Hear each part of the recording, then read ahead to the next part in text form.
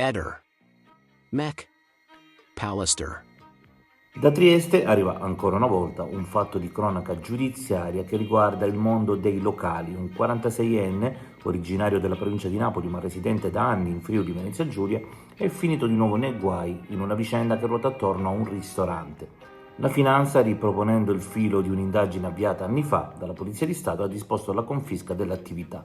Secondo gli accertamenti, per avviare e gestire il locale sarebbero stati utilizzati almeno 200.000 euro provenienti dallo spaccio di cocaina.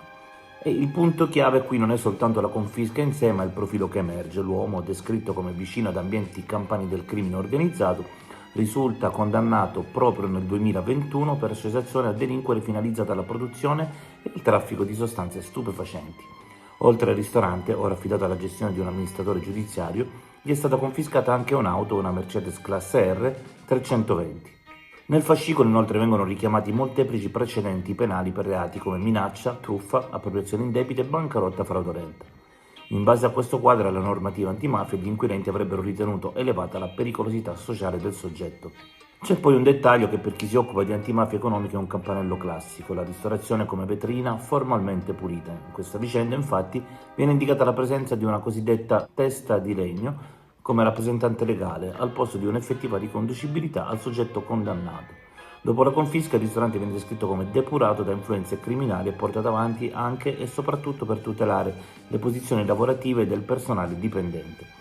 Quindi, se lo Stato si prende il bene, lo mette sotto amministrazione e prova a salvare lavoro e legalità insieme. Ed è qui che possiamo ricollegarci al caso Resinovic, perché da tempo nel racconto pubblico attorno alla scomparsa di Liliana la ristorazione compare come sfondo ricorrente: locali, ex gestioni, persone che ruotano tra banconi, cucine e conoscenze. C'era la famosa nuova Dolina legata alla gestione del figlio di Sebastiano Visintin e chiusa nel 2021 proprio a dicembre, lo stesso mese in cui Liliana scompariva. E poi c'è la figura del ristoratore Buonocore, legato a una pizzeria chiusa da anni, ma citato perché in un racconto emerso di recente avrebbe riferito a Sebastiano che Liliana gli avrebbe chiesto dei sacchi neri, chiedendogli anche di non dirlo al marito, come fosse chissà quale segreto.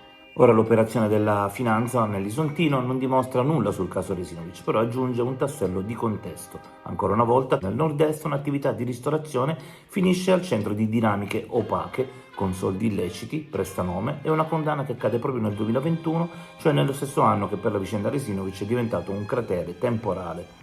È una coincidenza, potrebbe essere solo una coincidenza, ma quando stai ricostruendo il clima e i fili narrativi che si intrecciano attorno a Trieste e dintorni, è un elemento che merita di stare sul tavolo, senza forzature e senza processi mediatici.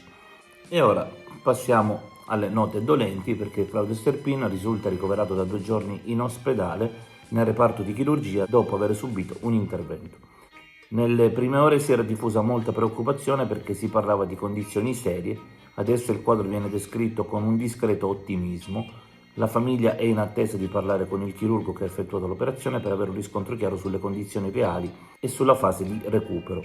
L'intervento, come riferito, è stato eseguito in anestesia locale. Nelle prossime ore arriveranno a Trieste anche alcuni parenti che vivono in Lombardia. In attesa di ulteriori notizie, l'augurio è che tutto vada bene e che Claudio possa ristabilirsi quanto prima. Ehi, non dimenticare di iscriverti a questo canale.